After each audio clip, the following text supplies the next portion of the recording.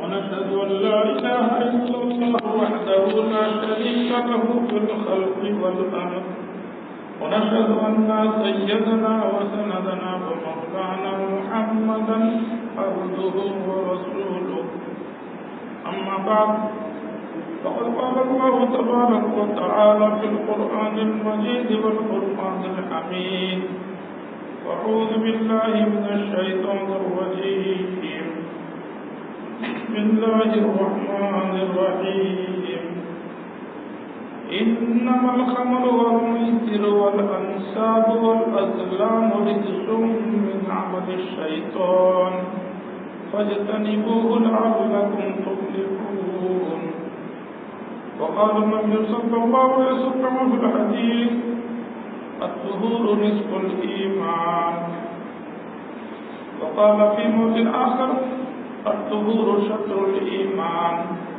صدق الله مولانا العظيم وصدق رسول النبي الكريم ونحن على ذلك لمن الشاهدين والشاكرين. محترم دوست عزیز ساتھیوں اور بھائیوں، اللہ تبارک و تعالیٰ نے قرآن مقدس میں فرمایا بے شک شراب، جوا، ٹھاکر اور بت اور قسمت کا تیر نکالنا یہ سب گندگی ہے جو شیطانی عمل ہے، تم لوگ اس سے بچا کرو، شاید تم کامیاب ہو جاؤ بچنے کی وجہ سے. نبی کریم صلی اللہ علیہ وسلم نے حدیث شریف میں فرمایا الطہور شطر الایمان، باقی آدھا ایمان ہے، اور ایک ترجمہ ہے باقی ایمان کا حصہ.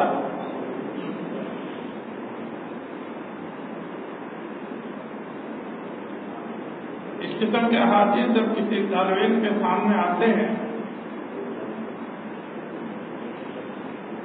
ان کے دل و دماغ میں سوال یہ پیدا ہوتا ہے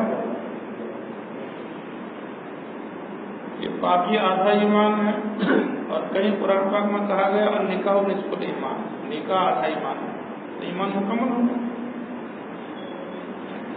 بقیہ کچھ کرنے کی ضرورت ہی نہیں. تو اگر نصف کہا گیا ہے، آدھا کہا گیا ہے، تو کس معنی کر کہا گیا ہے؟ یہ تو طے ہے، کائنات جھوٹا ہو سکتا ہے، نبی کی بات جھوٹی نہیں ہو سکتی. شطرن کا ایک ترجمہ جز اور حصہ بھی کیا جاتا ہے. اگر ہم یہ ترجمہ کر لیں کہ باقی ایمان کا ایک حصہ ہے تب تو کوئی سوال ہی نہیں ہے. لیکن اگر شطرن کا ترجمہ نصف سے کریں گے اور آدھے سے کریں گے تو پھر سوال ضرور پیدا ہوگا کہ باقی آدھا ایمان کیسے ہو. محدثین اس کا یہ جواب دیتے ہیں کہ اصل میں باقی کا جو تصور اور سوچ ہمارے دل و دماغ میں ہے وہ صرف ظاہری باقی کو ہم جانتے ہیں، بقیہ تین باقی کو ہم نہیں جانتے. اگر چار قسم کے باقی کے متعلق ہمیں صحیح علم ہو جائے تو پھر سوال خود بخود ختم ہو جائے. امام غزالی رحمۃ اللہ علیہ نے احیاء العلوم میں لکھا ہے کہ اگر باقی کو آدھا ایمان کہا گیا ہے، صحیح کہا گیا ہے، اور باقی چار قسم کا ہوتا ہے. پہلا تو یہ ہے کہ ظاہر اعضاء کو نجاست سے پاک کرنا، اور ہمارے دل و دماغ میں اور سوچ میں صرف یہی بات بیٹھی ہوئی ہے کہ اسی کا نام پاکی ہے. لیکن اس کے علاوہ اور بھی تین مرحلے پاکی کے آتے ہیں. ایک یہ ہے کہ ظاہر اعضاء کو نجاست اور گندگی سے پاک کرنا، دوسرا اپنے اعضاء و جوارح کو گناہ سے پاک کرنا، اور تیسرا دل و دماغ کو غیر اللہ سے پاک کرنا، اور چوتھا اپنے باطن کو ماسوا اللہ سے، اللہ کی ماسوا سے فارغ کرنا۔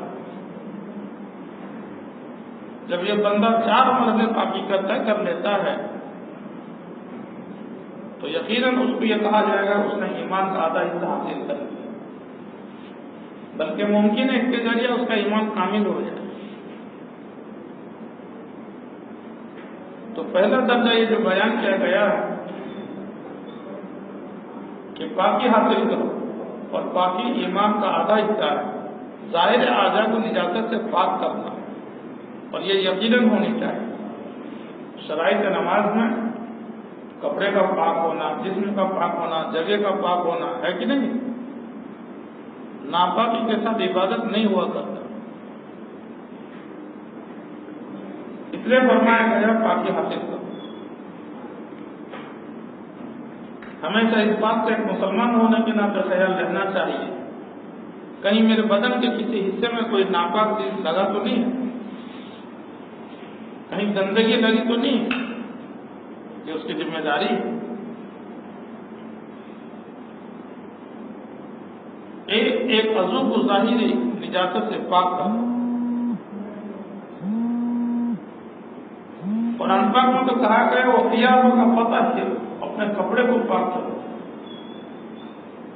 اور اس سے پہلے کہ اللہ نے فرمایا وہ رب کا فکر بھی، اپنے رب کی بڑائی بیان کر، رب کی بڑائی کے ساتھ ساتھ تذکرہ ہے کپڑے کو پاک کرو۔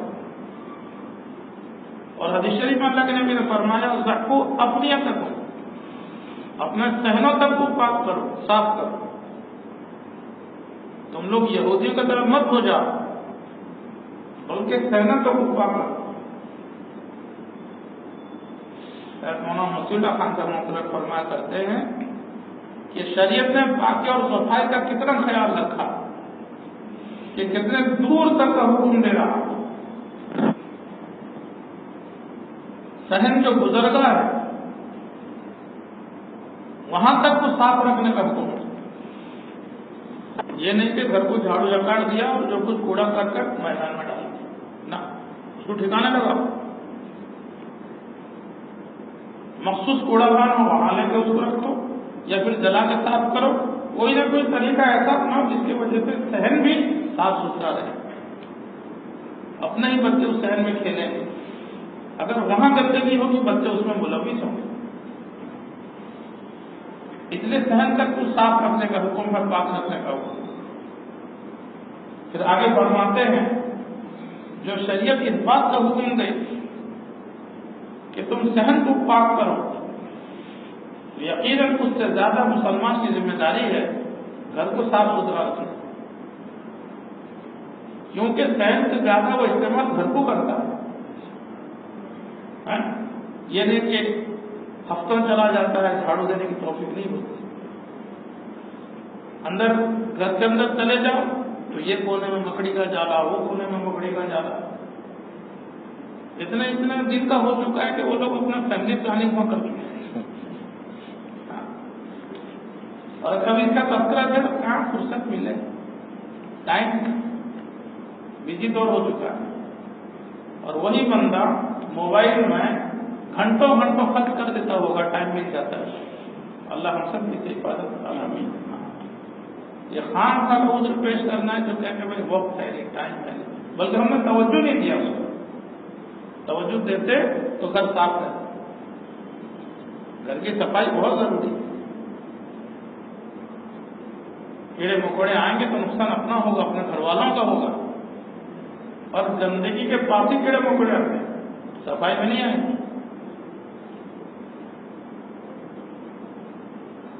اور گھر سے زیادہ انسان اپنے کپڑے کو استعمال کرتا ہے، اس کی تاکید قرآن پاک میں فرمائے گی وہ ثیابک کا فتح ہے، اپنے کپڑے کو صاف ستھرا اور پاک،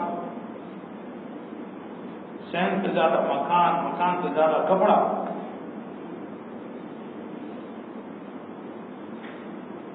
ایک مسلمان ہونے کے ناطے یہ بھی ذمہ داری ہے کپڑے صاف ستھرے پہننے، اور کپڑوں میں سفید رنگ کو ترجیح دی گئی۔ سید الابواب ابیض، رنگوں کا سردار سفید ہے، خود بھی پہنو اپنے مردوں کو بھی پہناؤ۔ اللہ سے ملاقات کرے گا کفن پہن کر وائٹ کلر کا ہونا چاہیے. یہ مردوں کو کس میں کفن آتا ہے؟ سفید کپڑے میں. عورتوں کو ان کے واسطے میں سفید کفن ہوتا ہے. بس فرق یہی ہے مردوں کا 3 کپڑا، عورتوں کا 5. کیوں دیا جاتا ہے؟ کیونکہ مر چکی ہے اور کسی بات زندگی میں 5 کپڑے کی ضرورت نہیں ہے. کم سے کم نازک ہے، بہت کمزور ہے، زیادہ کپڑے کا بوجھ اپنے ناظرہ کندھے پر اٹھ نہیں سکتے. اس لیے جتنا کم کپڑا ہے اتنا بہتر ہے. اتنا زندہ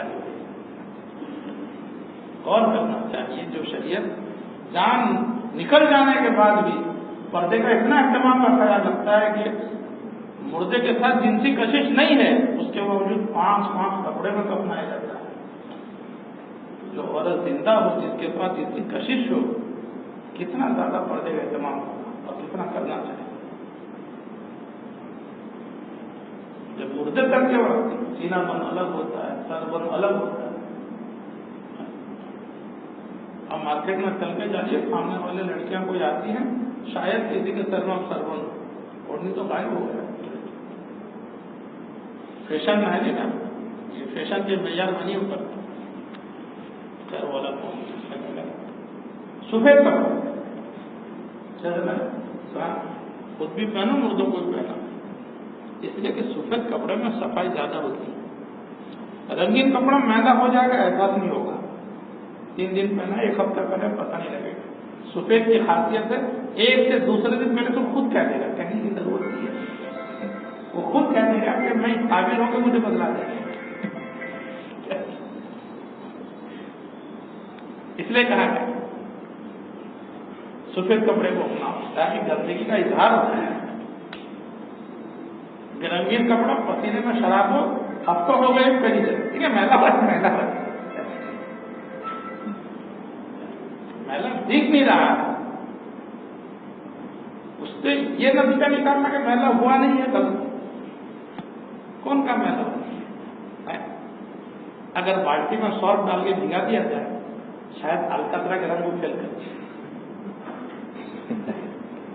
اور کچھ کے کپڑے ایسے ہوتے ہیں کہ ماچس مرد چلے گئے، اتنا زیادہ صاف شفاف رہتا ہے. 11 بجے جو کام کرتے رہتے پہلے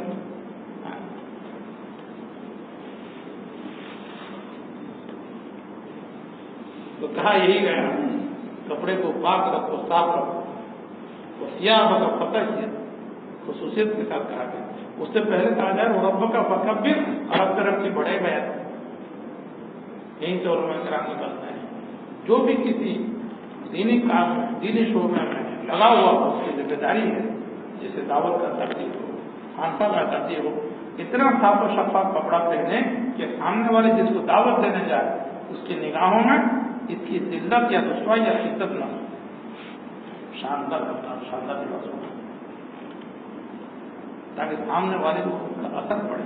جب اس کا ظاہر اتنا صاف ستھرا ہے اور ظاہر کا اثر باطن میں پڑتا ہے، یہ خیرن باطن بھی صاف ستھرا پھر اس سے اثر پڑتا ہے.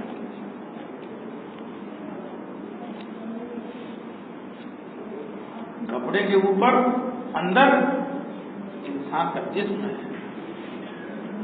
کپڑے سے زیادہ جسم کی صفائی ستھرائی ہونی چاہیے. ٹھیک، پہلے صحن، پھر اس کے بعد مکان، مکان سے زیادہ کپڑے، کپڑے سے زیادہ بدن. اس بدن کے اندر ایک دل ہے، قلب ہے، باطن ہے. بدن سے زیادہ اس کا خیال رکھنا ہے. اب دیکھیے صفائی ستھرے کو حکم کے ساتھ دور سے کیا شریعت.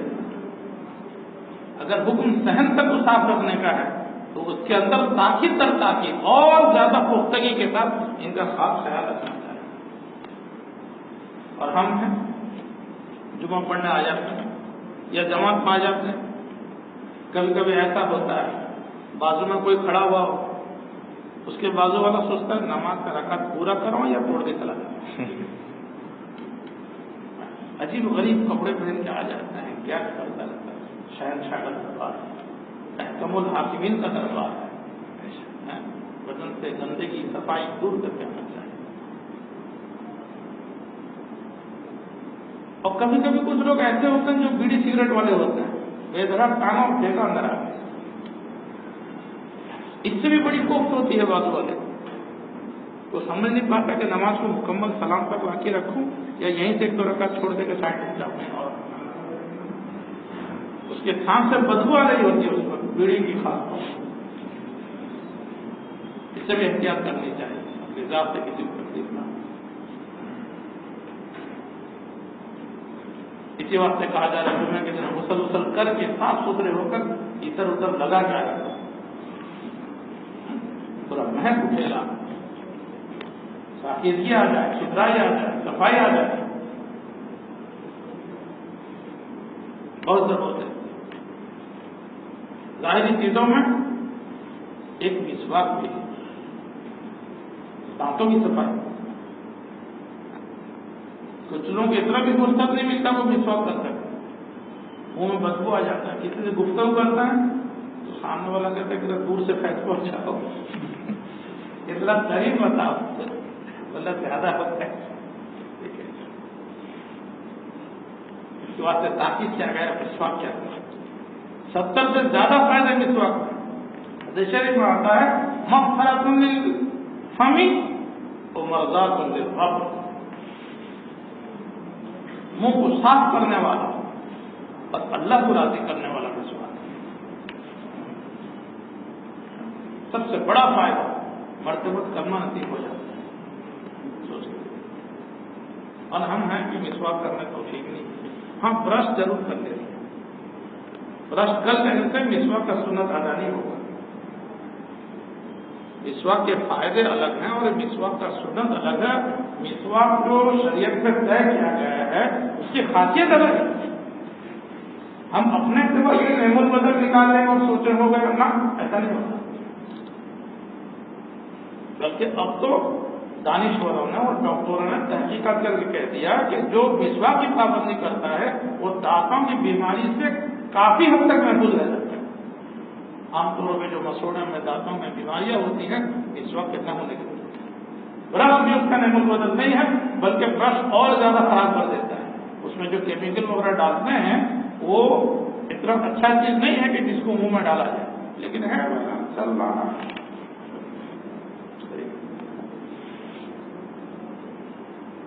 صحابہ کرام اس کی خوب پابندی کیا کرتے ہیں، بڑی تاکید کے ساتھ۔ ایک مرتبہ ایسا ہوا عیسائیوں کے بہت بڑے گرجے کو مسلمان گھراؤ کیے ہوئے، محاصرہ کیے ہوئے، اور عام طور میں محاصرہ ہوتا ہی بہت جلد قلعہ فتح ہو جایا کرتا تھا، کھانا پینا بند، آنا جانا بند، لیکن یہ مہینوں ٹھیک ہو گئے، اب تک فتح نہیں ہو رہا، تو آپس میں بیٹھ کے مشورہ کہ کیا معاملہ ہے، کیوں نہیں فتح ہو رہا؟ امیر المؤمنین حضرت عمر بن خطاب رضی اللہ تعالیٰ عنہ کے پاس خط لکھا کہ یہ قلعہ فتح نہیں ہو رہا، آخر کیا وجہ ہمیں سمجھ میں نہیں آتا۔ حضرت عمر رضی اللہ تعالیٰ عنہ نے یہ مشورہ نہیں دیا کہ فوج میں اور اضافہ کر دو، میں بھیج رہا ہوں، نہ، یا کوئی اور ایسا ٹیکنیک اور ترتیب جس کی وجہ سے قلعہ فتح کر لیں، نہ، بلکہ کہا ذرا غور کرو، اللہ کے نبی کی کوئی سنت تو چھوٹ نہیں رہی، اللہ نگاہ کہاں میں آ رہی ہے۔ ایک بزرگ گھوڑے پہ سوار ہونے کے واسطے جا رہے تھے، گھوڑے نے ایک کک مارا ہے، ہمارے ڈھنگ سے لان کھلا یہ کہ اور ضرور اس کا ٹانگ توڑ دے، لیکن نہ، آج کھانے کے بعد یہ دیکھ رہے ہیں کہ آج دن بھر میں اللہ کی نافرمانی کیا ہو، جس کی وجہ سے گھوڑا مجھ پر شرکت ہو گئے، کبھی تو نہیں مانتا تھا، آپ کی ماں جب سمجھ میں آیا فوراً جا کے صلاۃ التوبہ پڑھ کے توبہ کیا، پھر جب آئے گھوڑا پر سونا بچاؤ، ہر کوئی حرکت اطمینان سے سواری کے واسطے موقع دیتا، تو نگاہ ایسی ہونی چاہیے۔ تو ہمارا کیا معاملہ ہے، اپنے مصیبت میں غلطی دوسرے کو تیرے وجہ سے، ایک کوئی معاملہ ہوگا، مصیبت اپنے اوپر آیا تو فوراً اس کا قصور دوسرے کو ڈال دو، اپنا کوئی قصور سننے کے یعنی دودھ سے گزرے ہوئے ہمارا کافی بس ہو رہا ہے اس طریقے. تو پھر دوسری مرتبہ مجلس لگی، سب نے غور کیا کہ کون سی سنت چھوٹ رہی ہے. یاد آیا، ارے جنگ کی مشغولیت میں مسواک کی سنت ہم سے چھوٹ رہی ہے. ہاں یہ یاد آیا. بس پھر کیا تھا، کون بہت گھر پہ چڑھ گئے، کون تیس گھر پہ چڑھ گئے، کون چڑھ گئے. یہ کیفیت مسواک توڑو مسواک. بچوں کی تعلیمات سے خفیہ راز دینے والے موجود رہتے ہیں. اب جو رپورٹ دیا گیا بڑے غصے میں اتنے غصے میں کہ دانت تیز کر رہے ہیں، اگر آمنا سامنا ہو جائے کب تک سوڑا دے. یہ کیسی تو یہ ایک سنت کو ادا کیا تو اللہ نے روک ڈال دی. ایسا روک پڑا کہ بس گویا کہ بدن میں جان ہی نہیں کیا لڑے گا. پھر دیکھتے ہی دیکھتے پھر پتہ ہو گیا یہ اعمال کا مقصد ہے، یہ عمل کا پاور ہے، یہ عمل کا طاقت ہے. ہم تو سوچتے ہیں پیسے میں بڑی طاقت ہے، جسم میں جسے میں بڑی طاقت ہوتی ہے، لیکن اپنے اعمال کے طاقت کا اندازہ نہیں ہے کہ اعمال خیر کی وجہ سے کیسی طاقت پیدا ہو جاتی ہے، کیسا روگ پیدا ہو جاتا ہے. الغرض کہنا یہ ہے کہ مسواک کی پابندی ہونی چاہیے. یہ بھی ظاہری بات ہے.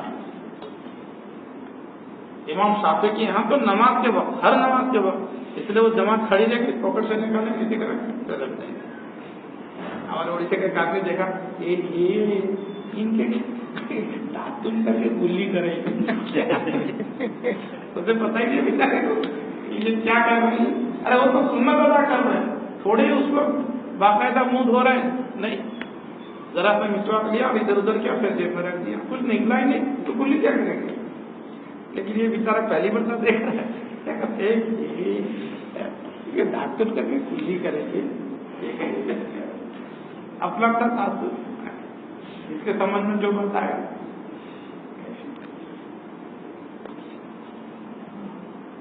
کیونکہ حدیث میں ایک لفظ ہے لکلی صلاح، ہر نماز کے وقت، اور وہیں دوسرا لفظ ہے لی وقت کلی صلاح، ہر نماز کے ٹائم میں. تو ہمارے علماء جو ہے نماز کے وقت کو لیے ہیں، ٹائم کو لیے. زور کا وقت ہوا مسواک کر کے وضو کر لو، پھر ضرورت نہیں، وہ ہر نماز کا ٹائم دے دو. جب بھی نماز کھڑی ہو پہلے مسواک کرو پھر نماز پڑھو. مشقت میں حصہ نہیں جائے. خیر یہ علماء کا اختلاف ہے، اختلاف العلماء رحمت وہ بھی ایک الگ موضوع ہے. تو حکم یہی ہے کہ ظاہری پاک کے حاصل کرو. دوسرے نمبر پہ اپنے اعضاء و جوارح کو گناہ سے پاک کرو. گناہ بھی نجس اور گندگی ہے، اور اسی طرح میں نے آیت کریمہ تلاوت کی انما الخمر والمیسر والانصاب والازلام رجس من عمل الشیطان. یہ شراب بھی ناپاک ہے، جوا بھی ناپاک ہے، اور بت بھی ناپاک اور گندے ہیں، اور قسمت کا تیر نکالنا یہ بھی گندا اور ناپاک ہے. ہمیں یہ چیزیں ظاہر تو آ رہی ہیں لیکن اس کی گندگی دکھائی نہیں دیتی، اس کی نجاست ہمیں دکھائی نہیں دیتی. شراب پیتا وہاں کے دودھ کی ابتدا، اس کی ابتدا تھوڑی ہے کہ یہ گندا ہے پیشاب کی طرح نہ، اگر ہوتا تو پیتا نہیں.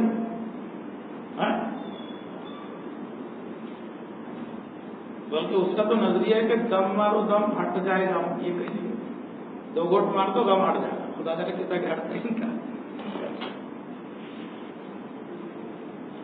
لیکن ناپاک ہے، گندگی ہے. ہر گناہ اپنے اندر گندگی لیے ہوئے،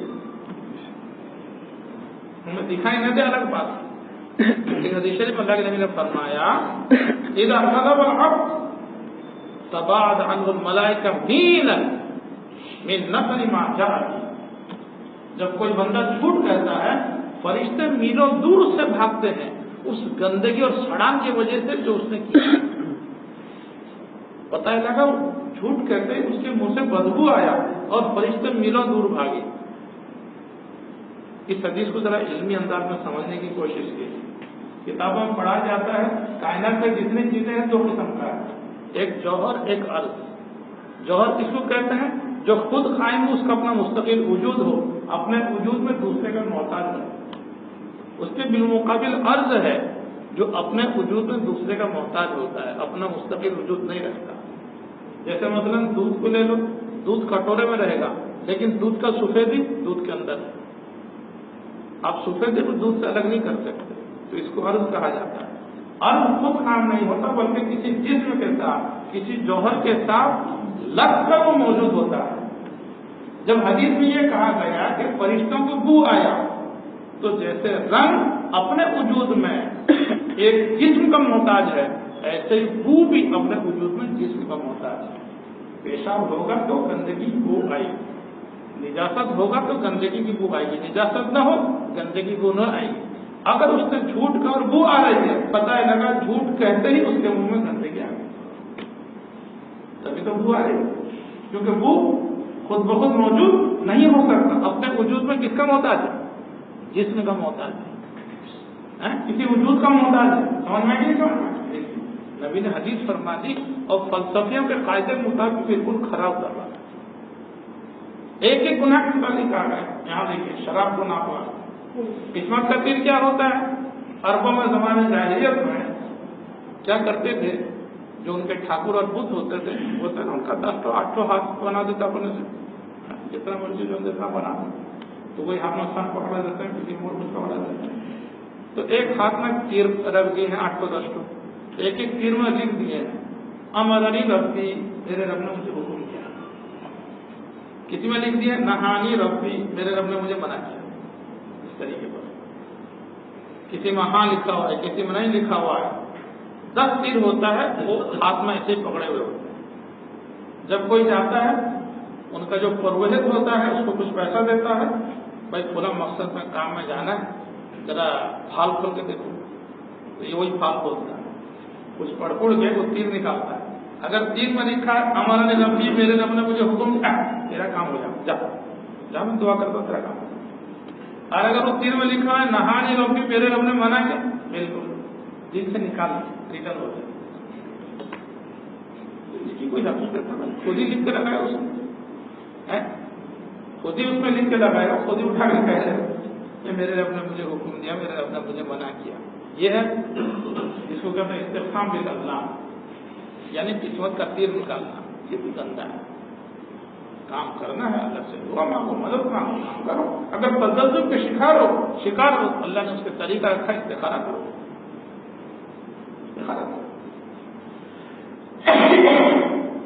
کہنے کا مقصد یہ ہے ایک ایک عضو کو گناہوں سے پاک کرنا، یہ بھی طہارت اور پاکی کے اندر داخل ہے. ہم سمجھتے ہیں کہ بس ظاہری پاکی ہو گئی، بہت بڑھیا، غسل کر لیے، وضو کر لیے، صاف ستھرا کپڑا پہن لیے اور ادھر ادھر لگا کے آگے مسجد میں بیٹھ کے نماز پڑھنے کی. لیکن آنکھ ہماری گندے ہیں، کان ہمارے گندے ہیں، زبان ہماری گندی ہے، ہم نے اس کے متعلق فکر نہیں.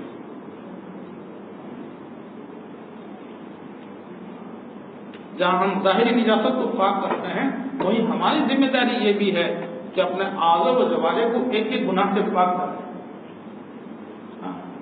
انسان کے اندر جب فکر پیدا ہوتا ہے کہ ایک ایک چیز کا اطلاع لینا شروع کرتا ہے. اشرف تھانوی رحمۃ اللہ علیہ کے یہاں ان کا ایک مرید ایک مرتبہ خط لکھا کہ حضرت کیا کہوں، جب کوئی غیر محرم سامنے آ جاتا ہے، بس میں جو ہے نگاہ پہ قابو نہیں پا سکتا، نگاہ میرا اختیار نہیں، بے اختیار نگاہ اڑ جاتا ہے اور میں دیکھ لیتا ہوں کہ گناہ ہو جاتا ہے. حضرت نے فوری طور پہ جواب لکھا، اگر بے اختیار اڑ جاتا ہے تو تمہارا کیا قصور ہے؟ اختیار کے ساتھ کوئی کام ہوگا تو اللہ کی پکڑ ہوگی، تم ٹینشن کا لیتے. تم کہتے بلا اختیار اڑ جاتا ہے. اور ان کا احساس ہوا کہ میں نے جو سوال کیا ہے غلط سوال کیا ہے. نہیں حضرت غلطی ہو گئی، اختیار سے اٹھتا ہے لیکن اٹھے ہوئے پتے کو میں بال اختیار جو ہے یعنی بند نہیں کر پا رہا ہوں. اگر بند کری ہوتے نا میں بند کر سکتا ہوں، کسی کو دیکھتا ہی چلا جاتا.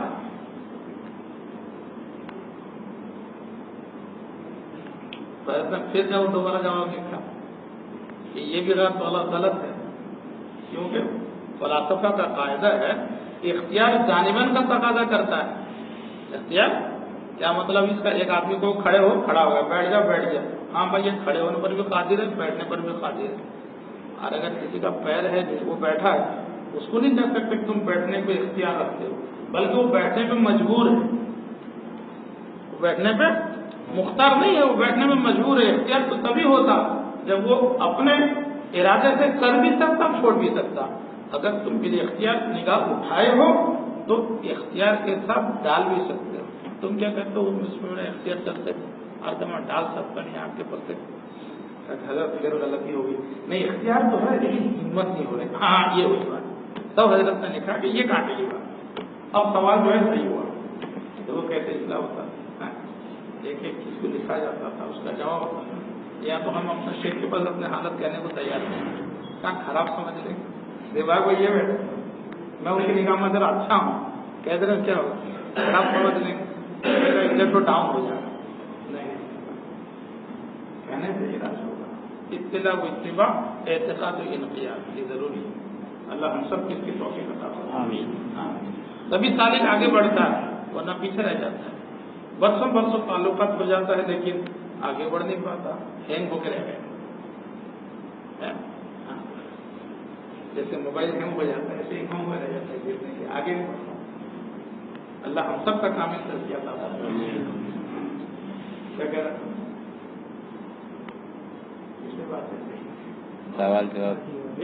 سوال جواب خانے نے جواب لکھا، پھر اس کا جواب کہا کہ ذرا سوچو تو صحیح، اگر تم کہیں جا رہے ہو تمہارے ساتھ میں بھی ہوں اور سامنے سے کوئی غیر محرم آئے، کیا میری موجودگی میں تم دیکھو گے؟ نہیں حضرت ایسا کام ہوتا ہے، جواب لکھا سوال ہی نہیں پیدا ہوتا ہے۔ آنکھ کیا موٹا اٹھے گا؟ نہیں موٹا تو آپ کی بات کہہ رہے ہیں کہ جب میرے موجودگی میں تمہیں اتنا خوف، اتنا دہشت ہے کہ تم غیر محرم کو دیکھ نہیں سکتے۔ اللہ جو ہر جگہ حاضر ہے، اللہ جس کی نگاہوں کے سامنے پوری کائنات ہے، ذرا برابر کبھی اس کی نگاہوں سے کوئی چیز اوجھل نہیں ہوتی۔ کیا وہ نہیں دیکھ رہا جب تم غیر محرم دیکھتے ہیں؟ بس پھر کیا اصلاح ہو گئی؟ اسی دن سے توبہ تو کر لیا، پھر نگاہ گری تو گری، اٹھی نہیں بالکل، ایسا ہوتا ہے۔ تو یہ نگاہ کی گندگی کو دور کرنا ہے۔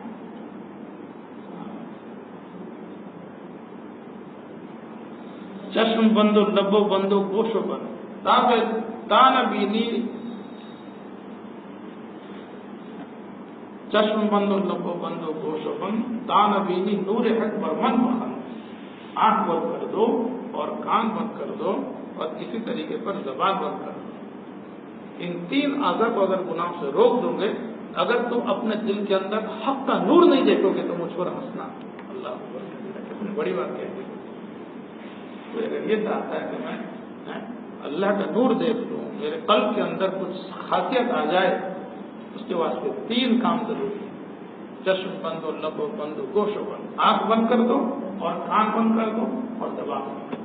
تان بینی نور حق برمن بخند، اگر اللہ کا نور نہیں دیکھو گے مجھ پر ہنسنا۔ اللہ ہم سب کو کی توفیق عطا فرمائے۔ تو دوسری چیز یہی ہے کہ انسان جو ہے اپنے اعضاء و جوارح کو گناہوں سے پاک کرے گا، تو یہ دوسرے درجے کا پاکی ہوا جو طہور و شطر الایمان اس کے اندر یہ داخل ہے۔ تیسرا چیز کہا گیا اپنے دل کو، اپنے قلب کو جو ہے اللہ غیر اللہ سے پاک کرنا، باطن کو غیر اللہ سے پاک کرنا، یہ بھی بہت ضروری ہے۔ کسی سے بھی کچھ نہ ہونے کا یقین، اللہ کے ذات سے ہونے کا یقین ایسا دل میں بیٹھ جائے، ہر چیز میں بھی اس کو اللہ ہی دکھائے۔ کوئی کام کرتا ہے ذہن یہ نہ جائے کہ میں نے کر دیا، اللہ نے توفیق دی، کچھ ہو گیا۔ حتیٰ کہ بندہ جب نماز پڑھتا ہے، نماز پڑھنے کے بعد کہتا ہے اللہ تو نے توفیق دی، اللہ کہتا ہے نہیں تو نے کیا۔ لیکن اگر خود کہتا ہے میں نے کیا، تو نے کیا۔ اگر میں توفیق طلب کر لوں تو کچھ بھی نہیں کر پائے، ایسا ہونا۔ اور چوتھی چیز وہ ہے بالکل اپنے سر اور باطن کو جو ہے معصوم اللہ سے پاک کرنا، یعنی ایسا ہو جانا جب پہلے کے تین کام ہو جاتے ہیں اللہ اس کے انعام میں چوتھی چیز ادا کرتے ہیں۔ پہلے کے 3 کام جب بندہ کر لیتا ہے تو چوتھی سے اللہ تعالیٰ یہ دیتے ہیں کہ کسی کی محبت اس کے دل و دماغ میں نہیں ہوتی سوائے اللہ، بیوی سے، بچوں سے، ماں باپ سے اس درجے کی محبت نہیں ہوتی جو اللہ سے ہوتی. پھر اللہ کی محبت سب پر غالب آ جاتی ہے، غیروں کی محبت برائے نام رہ جاتی ہے اور اس کے آثار بھی نمایاں ہوتے ہیں. اللہ کے نبی جب گھر میں رہتے تھے مستورات کے کام کاج میں اپنا ہاتھ بٹایا کرتے تھے پوری سادگی کے ساتھ. کوئی دیکھے گا تو یہ نہیں گمان کرے گا کہ اللہ کے بعد جس کا درجہ ہے وہ ایسی سادگی کی زندگی گزارتے ہیں. لیکن وہیں جب اذان ہو جاتی ہے، عائشہ فرماتی ہیں اللہ کے نبی ایسے اٹھ جاتے تھے گویا ہمیں پہچانتے تھے. یہ دیکھیے اللہ کی محبت ایسی غالب رہتی تھی سب پر. اب یہ چیز آئے گا کہ سب سے پہلی چیز اللہ سے دعا کرتے ہیں. یہ سب چیزیں آئیں حکم ہے باقاعدہ دعا کرتے ہیں اللہ کی محبت کا بھی. اور دوسری ہمت اور عزم. ہمت ہی کی وجہ سے انسان بڑے بڑے کام کر لیا کرتا ہے. حوصلے پست ہوئے تو پھر کام ہو. اللہ نے اتنا حوصلہ اور ہمت کی وجہ سے انسان سے اتنے بڑے بڑے کام کروا دیتا ہے وہ سوچ نہیں سکتا. افریقہ کی ایک قوم ہے جو ہرن شکار کرتی ہے. انسان تیز دوڑتا ہے نہ ہرن، لیکن دوڑ کے اس کو شکار کر لیتا ہے. وہ کیسے؟ یہ ہرن کو چین سے بیٹھنے نہیں دیتے، بس دوڑتے رہتے ہیں. وہ اپنا تیز دوڑا کہیں رک گیا، تھوڑی دیر کے بعد یہ پھر سر پہ مسلط ہو گئے. یہ اپنا تیز نہیں دوڑتا، اپنی رفتار سے دوڑتا ہے لیکن مسلسل دوڑتا ہے. پھر آگے اس کو بھگایا، پھر آگے گیا، پھر اس کے پیچھے بھاگتا ہے. پھر ایک وقت آتا ہے ہرن ہانپ کے دیکھے پڑ جاتا ہے، اٹھی نہیں پڑتا اور یہ جاد دھمکتے ہیں اور پکڑ لیتے. ایسا کیوں؟ اللہ نے انسان کے عزم حوصلے میں ایسی طاقت رکھی ہے جو دوسرے مخلوق کے اندر نہیں. اس کو تیز کرنے کی ضرورت نہیں ہے، بس تسلسل اور دوام باقی رہے، استمرار باقی رہے تو ہرن تھک ہار کے بیٹھ گیا اور اس نے فوراً جا کے پکڑ لیا.